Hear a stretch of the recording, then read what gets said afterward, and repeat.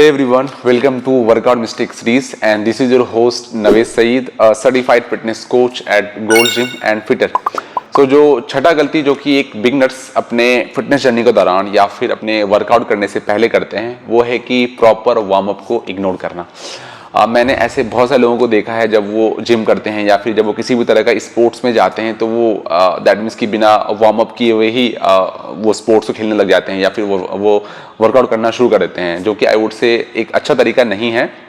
क्योंकि जब आप वार्म अप नहीं करते हो तो उससे बेसिकली क्या होता है कि आपका इंजरी होने के चांसेस बहुत ज़्यादा बढ़ जाते हैं।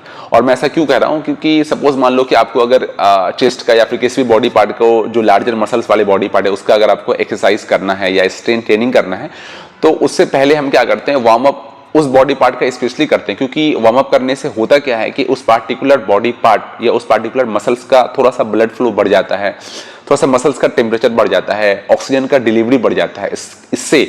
और इसके साथ ही आई वुड से कि जब ऑक्सीजन का डिलीवरी बढ़ता है, ब्लड फ्लो बढ़ता है, उससे उस मसल्स का कॉन्ट्रैक्शन रिलैक्सेशन काफ़ी इजी हो जाता है।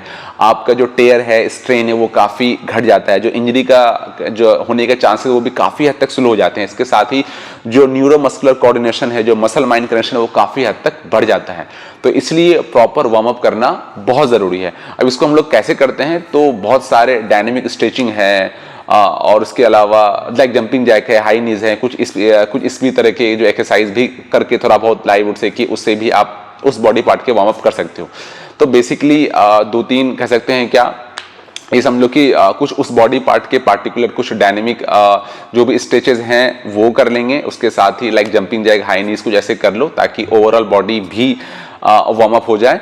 और बट जो डायनेमिक स्ट्रेचिंग है वो बेहद इंपॉर्टेंट है। इसके साथ ही कितना देर करना चाहिए, तो इसका मैं सिंपल से कहूँगा कि ऐसे तो लोग मैं बहुत तो देखा है वो घंटों करते हैं या फिर वो 15-20 मिनट भी लगा देते हैं, बट मेरे को लगता है कि 5 मिनट से 10 minute is more than enough.